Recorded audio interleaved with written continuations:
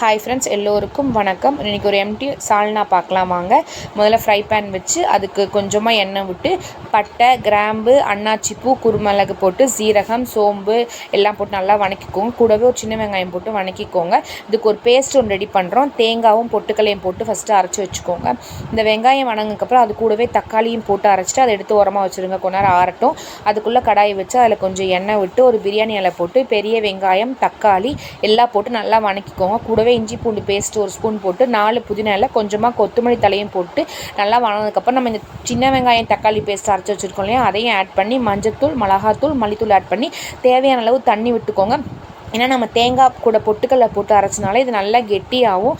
அதுக்கப்புறம் இது நல்லா கொதி வந்ததுக்கப்புறம் உப்பு டேஸ்ட்டு பார்த்து போட்டுக்கோங்க. நம்ம அரைச்சி வச்ச தேங்காய் பேஸ்ட்டையும் இது கூட ஆட் பண்ணிக்கோங்க. நல்லா கொதி வந்ததுக்கப்புறம் நம்மளுக்கு எவ்வளோ அளவு சுண்டணுமோ அந்த அளவுக்கு ஆஃப் பண்ணிக்கோங்க. சூப்பர் டேஸ்ட்டாக இருக்கும். ட்ரை பண்ணி